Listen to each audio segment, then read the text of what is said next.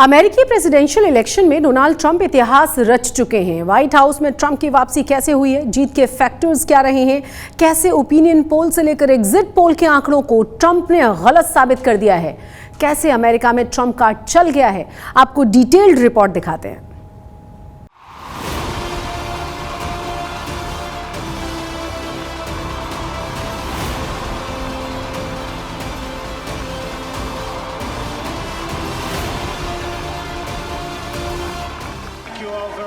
This is great. These are our friends. We have thousands of friends in this incredible movement. This was a movement like nobody's ever seen before. And frankly, this was, I believe, the greatest political movement of all time. There's never been anything like this in this country and maybe beyond. अपनी जीत की व्याख्या Donald Trump ने इन्हीं शब्दों के जरिए की। दावा किया, ऐसी जीत ऐतिहासिक है, ऐसी जीत अविश्वसनीय है, ऐसी जीत अकल्पनीय है, ऐसी जीत पहली बार हुई है। Now it's going to reach a new level of importance because we're going to help our country heal. We're going to help our country heal. We have a country that needs help, and it needs help very badly. We're going to fix our borders. We're going to fix everything about our country. And we made history for a reason tonight, and the reason is going to be just that. इसमें कोई शक नहीं कि जिस चुनाव में Trump और कमला Harris के बीच कांटे की टक्कर मानी जा रही थी, उसी चुनाव में डोनाल्ड ट्रंप ने प्रचंड जीत से अपनी लोकप्रियता का लोहा मनवा दिया। बता दिया कि हार के बाद जीतने वाले को ही बाजीगर कहते हैं, क्योंकि डोनाल्ड ट्रंप ने पूरी बाजी अपने दम पर पलट दी। तभी तो जीत के नायक डोनाल्ड ट्रंप की वापसी अमेरिकी चुनाव के इतिहास में मील का पत्थर साबित हुई।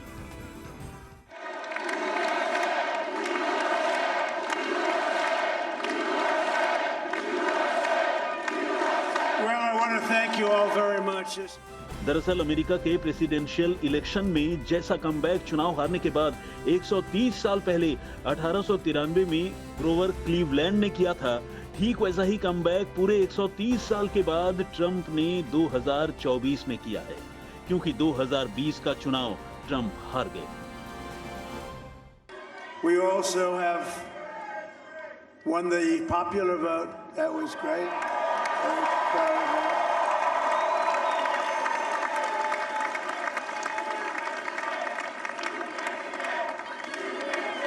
Thank you.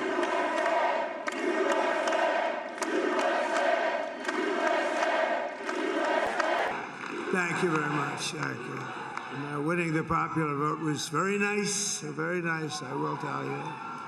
It's a great feeling of love. We have a great feeling of love in this very large room with unbelievable people standing by my side. These people have been incredible. They've made the journey with me, and we're going to make you very happy. We're going to make you very proud of your vote. अमेरिकी presidential election के दौरान हुए सभी opinion और exit poll के आंकड़ों को Donald Trump ने अपनी जीत के साथ गलत साबित कर दिया। ट्रंप ने विपरीत हालात में जीत की राह तैयार की। उनको मिली जीत के पीछे 3 बड़े फैक्टर हैं। पहला फैक्टर, चुनावी अभियान के सटीक मुद्दे। दूसरा फैक्टर, 78 साल की उम्र में धुआंधार प्रचार। तीसरा फैक्टर, अमेरिका के स्विंग स्टेट पर फोकस। 2020 के चुनाव में मिली हार से सबक लेते हुए डोनाल्ड ट्रंप ने अब की बार स्विंग स्टेट में जीत की पटकथा लिखने के लिए खूब पसीना बहाया। नतीजे आए तो ट्रंप का प्लान सुपर हिट साबित हुआ। सोचिए, 19 इलेक्टोरल वोट वाला पेंसिल्वेनिया ट्रंप की विरोधी पार्टी का गढ़ है। साल 1988 में जॉर्ज W.H. बुश के बाद पहली बार 2016 में ट्रंप को यहां जीत मिली। 2020 में पेंसिल्वेनिया हारे और चुनाव भी हारे, लेकिन 2024 में एक बार फिर किंग मेकर स्टेट पेंसिल्वेनिया में ट्रंप की जीत का परचम लहरा दिया। बड़ी बात यह है कि ट्रंप की वापसी में स्विंग स्टेट ने बड़ी भूमिका निभाई। फिर चाहे मिशिगन हो, विस्कॉन्सिन हो, उत्तरी कैरोलिना हो, नेवादा हो या फिर एरिजोना, ट्रंप ने स्विंग स्टेट जीतकर कमला हैरिस के हाथों से जीत छीन ली। And in addition to having won the battleground states of North Carolina, I love these places. Georgia, Pennsylvania, and Wisconsin. We are now winning in Michigan, Arizona, Nevada, and Alaska, which would result in us carrying at least 315 electoral votes. But that Trump की जीत के लिए भारत के लिए भी बड़े विशेष मायने हैं और ये मायने ट्रंप के पिछले शासनकाल के दौरान मजबूत हुई भारत के साथ दोस्ती को देखते हुए लगाए जा रहे हैं। ट्रंप और मोदी दोनों एक दूसरे को बेहतरीन दोस्त बताते हैं। ट्रंप सरकार के फैसले भी भारत के लिए मुफीद बैठे हैं। आज हम आपको दिखाने जा रहे हैं कि ट्रंप की जीत का वर्ल्ड ऑर्डर पर क्या असर पड़ेगा, ट्रंप की वापसी से भारत अमेरिका के रिश्तों को कितनी मजबूती और मिलेगी, और भारत के नजरिए से आइए समझने की कोशिश करते हैं कि क्यों खास है वहां ट्रंप का जीतना। हमारी स्पेशल रिपोर्ट देखिए। Ladies and gentlemen,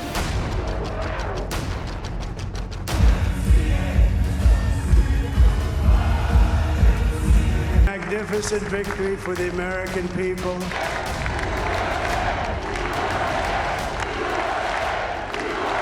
So I want to thank the American people for the extraordinary honor.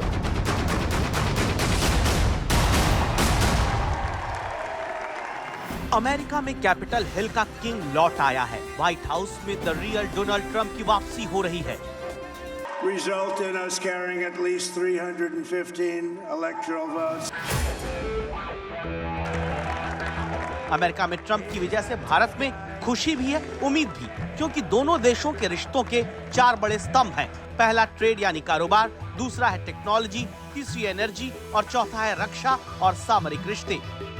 His name is familiar to every person on the planet.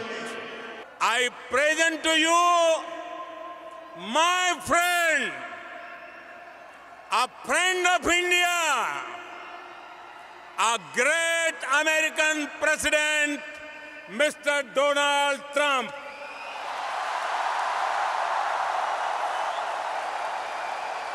इन्हीं 4 कड़ियों से जुड़ी दोस्ती के रंग आने वाले दिनों में कितने चटक दिखेंगे, उम्मीद दोनों देशों के लोगों को है, और वजह है ट्रंप नरेंद्र मोदी की दोस्ती।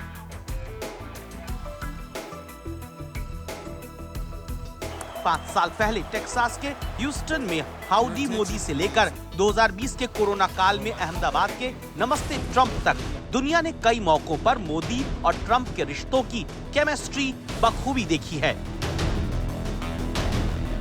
अमेरिका में ट्रंप सरकार की आमद से भारत के कारोबारी रिश्ते कैसे होंगे ये देखना जरूरी है, लेकिन पिछली ट्रंप सरकार के दौरान शुरू हुई दोनों देशों के बीच दोस्ती की बुनियाद पर ही आज भारतीयों के लिए अमेरिका बड़ा निर्यात केंद्र बना हुआ है। मिसाल के तौर पर साल 2023-24 के ही आंकड़े देखें, भारत के अंदर अमेरिका से 42.4 अरब डॉलर का आयात हुआ, जबकि भारत से 77.52 अरब डॉलर का निर्यात अमेरिका को किया गया। I admire him for something more, a sense of leadership, a passion for America, a concern for every American, a belief in American future, and a strong resolve to make America great again. इससे पहले Trump सरकार की नीतियां Chinese monopoly के खिलाफ रही। ऐसे में संभावना है कि ट्रंप के आने के बाद अब चाइनीज आयात पर टैक्स बढ़ सकता है, ग्लोबल एक्सपोर्ट में भारत की हिस्सेदारी बढ़ने का रास्ता खुल सकता है। चीनी उत्पादों पर टैक्स बढ़ा तो टेक्सटाइल से लेकर टाइल तक और वायर से लेकर केबल्स तक का निर्यात बढ़ाने के मौके मिलेंगे। भारत के मेटल एक्सपोर्टर्स के लिए अमेरिकी मार्केट खुलने की उम्मीद बढ़ेगी। भारत के केमिकल और फार्मास्यूटिकल एक्सपोर्टर्स के लिए मौके बढ़ सकते हैं। भारत अमेरिका के बीच दोस्ती का एक बड़ा फैक्टर चीन भी है। चीन को काबू में करने के लिए अमेरिका ने इंडो पैसिफिक में एक मोर्चा तैयार किया था। अब ट्रंप के आने के बाद क्वाड का वो मोर्चा और मजबूती से आगे बढ़ेगा। भारतीय समुद्री क्षेत्र के आसपास साझा युद्धाभ्यास बढ़ेंगे, जिससे हथियारों की खरीद बिक्री का भी फायदा हो सकता है। दोनों देशों के बीच टेक्नोलॉजी ट्रांसफर के मौके भी बढ़ सकते हैं और चीन के बढ़ते मंसूबों के खिलाफ एक मजबूत मोर्चा बरकरार रह सकता है। He's been tough on China, which of course, given our own troubles with China, is not bad for us. So I think, these are the kinds of things we can expect on the basis of his existing track record. Donald Trump के पुराने शासनकाल के record को देखते हुए कई आशंकाएं भी बरकरार हैं। ट्रंप के सामने घरेलू चुनौतियां हैं, महंगाई, बेरोजगारी, टैक्स, इमिग्रेशन। ट्रंप ने तमाम चुनावी वायदे किए हैं, इसमें इमिग्रेशन और रोजगार ऐसे मुद्दे हैं जिन पर ट्रंप के फैसले भारत और भारतीयों के हक के खिलाफ जा सकते हैं। For the major issues which is now controlling American borders it is economy, because their gas price has gone up for the petrol, their milk price has gone up, their egg price has gone up, and the jobs are not there. Americans are struggling to find work. दरअसल Trump के आने से immigration को लेकर सख्त नीतियों की आशंका है। H-1B वीजा पर ट्रंप की नीतियां भारतीयों के लिए मुश्किल बन सकती हैं, क्योंकि इससे अमेरिका में भारतीयों के लिए रोजगार के अवसर कम हो सकते हैं। पिछले साल अमेरिका से 1100 अवैध भारतीयों को डिपोर्ट किया गया था। ट्रंप की हुकूमत में एक नई टेंशन टैरिफ को लेकर भी है, क्योंकि ट्रंप कभी भारत को टैरिफ किंग कहते हैं, कभी अब्यूजर। 2019 में भारत ने अमेरिका में कई उत्पादों पर जब टैक्स लगाया था, तो हार्ले डेविडसन मोटरसाइकिल के मुद्दे पर ट्रंप ने भारतीय उत्पादों पर हाई टैरिफ लगाने की धमकी दी थी। तब अमेरिका ने लोहा और एल्यूमिनियम पर इंपोर्ट ड्यूटी बढ़ा भी दी थी और भारत से तरजीही कारोबारी मुल्क वाला समझौता भी तोड़ दिया था। इतना ही नहीं, जब भारत ने ईरान से तेल खरीदा तब भी ट्रंप सरकार ने प्रतिबंधों की धमकी दी और रूस से S-400 सौदे को लेकर भी सैंक्शंस की धमकी दी थी। ऐसे में अगर ट्रंप सरकार की टैरिफ नीति के टारगेट पर भारत आता है, तो भारत पर अमेरिकी निर्यात में टैक्स कम करने का दबाव हो सकता है, और ऐसा नहीं होने पर IT, फार्मा, टेक्सटाइल जैसे अमेरिका से होने वाले कारोबार पर असर पड़ सकता है। He's very tough on trade, but otherwise, broadly speaking, he has been very friendly with Mr. Modi and the government of India. हालांकि कोविड के बाद बदले वर्ल्ड ऑर्डर में बाजार की दरकार पूरी दुनिया को है और भारत से रिश्ते बनाए रखना हर देश के लिए फायदेमंद। न्यूयॉर्क से गीता मोहन और वॉशिंगटन DC से रोहित शर्मा के साथ आज तक ब्यूरो। आणंद जिले में मंगलवार शाम Mumbai Ahmedabad bullet train project से एक पुल के गिरने की खबर आई, जहां पूरा का पूरा स्लैब गिर गया था और इस दौरान 4 मजदूर कंक्रीट ब्लॉक्स के बीच फंस गए थे। इनमें से 3 मजदूरों की जान जा चुकी है, एक की हालत बड़ी गंभीर बताई जा रही है। सवाल फिर से वही है कि 3 मजदूरों की मौत का आखिर गुनहगार कौन है?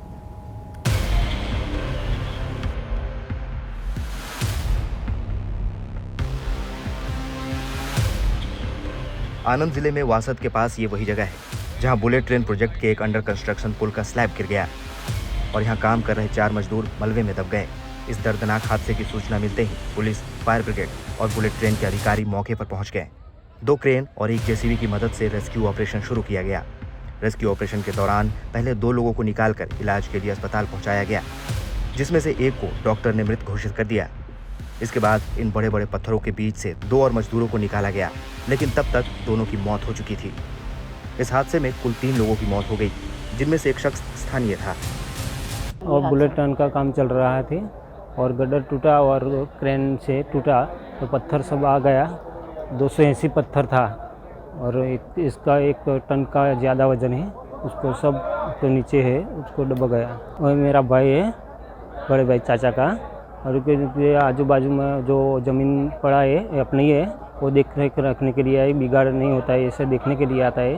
तो उसको क्या उसको इधर जाके बोला, फिर बाद में वो इधर आया कि इधर रह के चला जाओ दुकानें, तो गडर पड़ा और वो दब गया ट्रेन और वो मृत्यु हो गया। गुजरात के आनंद जिले के वासद के पास अहमदाबाद से मुंबई को जोड़ने वाला जो बुलेट ट्रेन प्रोजेक्ट है, उसका कार्य चल रहा था और वहाँ पर अजपुरा जो गांव है, वहाँ पर महिसागर नदी के पास ये जो ब्रिज जो बन रहा था, उस पर गडर का काम चल रहा था और ये गडर अचानक से गिर गई, जिसके नीचे मलबे में 4 मजदूर जो थे वो दब गए थे। उनमें से एक स्थानीय था और तुरंत आला अफसर जो है, आला अधिकारी है, वो यहाँ पर घटनास्थल पर पहुँचे। रेस्क्यू ऑपरेशन शुरू किया गया।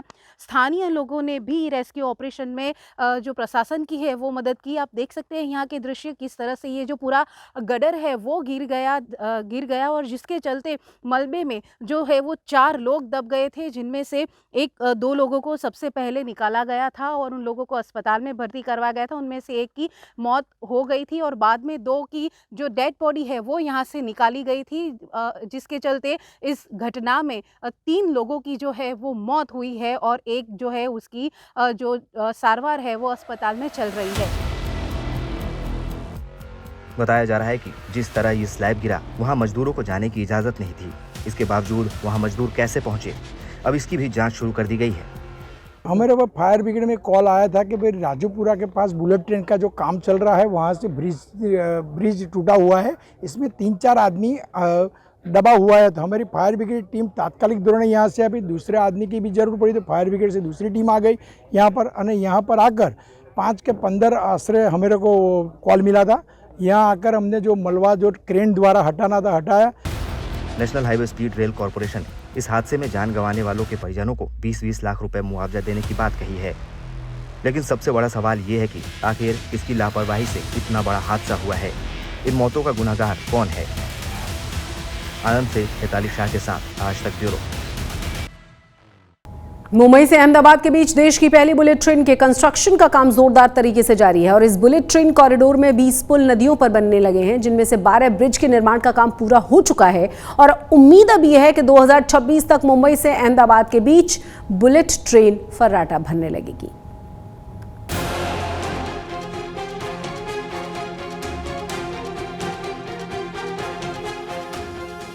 चीन और जापान की तरह भारत के लोग भी कुछ साल बाद बुलेट ट्रेन की सवारी का लुत्फ उठा सकेंगे।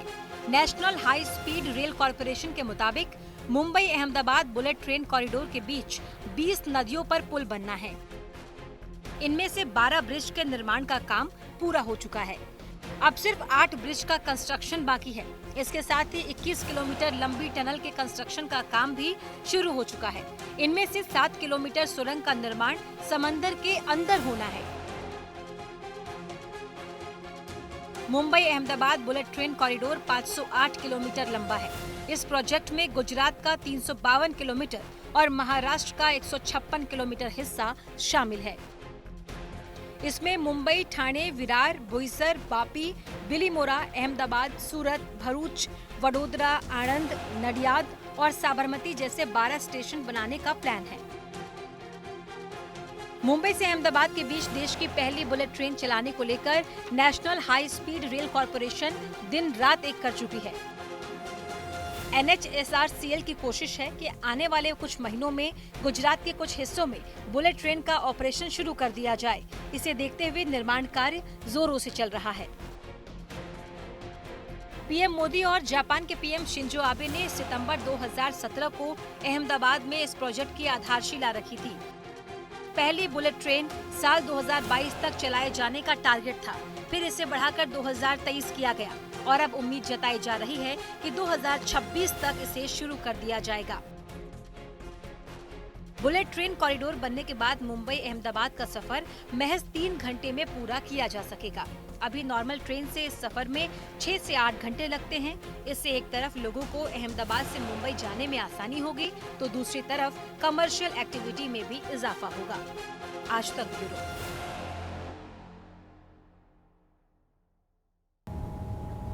छठ पर्व से पहले सूरत के रेलवे स्टेशन पर यात्रियों की भीड़ आपने देखी होगी। छठ पर्व मनाने के लिए बड़ी संख्या में लोग सूरत से बिहार, झारखंड और पूर्वी यूपी पहुंचते हैं। हालांकि जो लोग छठ के मौके पर अपने घरों को नहीं जा पाते, सूरत में भी उनके लिए छठ पूजा की पूरी व्यवस्था की जाती है। सूरत में छठ सरोवर और तापी नदी के किनारे छठ घाट बना दिए गए हैं, जहां छठ की पूजा की तैयारियां पूरी कर ली गई हैं। छठ पूजा को लेकर के बिहार, झारखंड और पूर्वी उत्तर प्रदेश में खूब महत्व है। छठ पूजा पर जो अन्य राज्यों में लोग रहते हैं, कामकाज के लिए रहते हैं, वो अपने गांव भी पहुंच जाते हैं और सूरत से आपने तस्वीरें देखी होंगी, बड़ी संख्या में लोग बिहार, झारखंड और पूर्वी उत्तर प्रदेश के लिए रवाना हुए क्योंकि उन्हें छठ पूजा में शामिल होना था। अब जो लोग सूरत में रह रहे हैं, वो जो बिहार के हों, झारखंड के हों, पूर्वी उत्तर प्रदेश के, वो भी सूरत में रहकर छठ पूजा मनाते हैं। हम आपको तस्वीरों के जरिए बता दे रहे हैं कि हम इस वक्त मौजूद हैं, ये डिंडोली छठ गार्डन है, सरोवर है और यहाँ पर आप देखिए बेदी बनाई हुई है। इन्हीं बेदी पर आकर के छठ पूजा वाले जो व्रत रखते हैं, उपास रखते हैं, वो कलश रखेंगे, सूप रखेंगे और पूजा सामग्री जो भी होगी इस पर रख करके पूजा पाठ करते हैं। और ये जो सरोवर है ये इसको नाम ही दे दिया गया है डिंडोली छठ सरोवर। और इसी सरोवर में आकर के किनारे हज़ारों की संख्या में लोग पूजा पाठ कर चुके हैं। तो सूरत में इस सरोवर पर, छठ सरोवर पर पूजा पाठ की तैयारियां को लेकर के, छठ की तैयारी को लेकर हो चुकी हैं। और इसकी जो एक समिति जो बनी हुई है उसके जो अध्यक्ष हैं राजेंद्र उपाध्याय जी हमारे साथ मौजूद हैं। उनसे हम बात कर लेते हैं कि हर साल कितने लोग इसमें जुड़ते हैं और क्या कुछ तैयारी होती है। राजेंद्र जी, ये बताइए कि छठ पूजा को लेकर क्या कुछ तैयारियां की गई यहाँ पे? 1999 से 2003 में मैंने इसको ट्रस्ट का रचना किया। श्री छठ मानव सेवा ट्रस्ट इस संस्था का नाम है, उसका प्रमुख मैं हूँ। और यहाँ पूजा करने के लिए हमारे पूर्वांचल यूपी के, बिहार के, झारखंड के काफ़ी लोग इस एरिया में रहते हैं।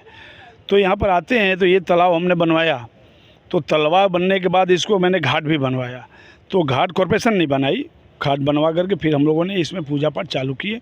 तो हमारे जो लोग गांव काफ़ी जाते थे उनको सुविधा मिलने के हिसाब से यहाँ पर पूजा करना चालू कर दिए।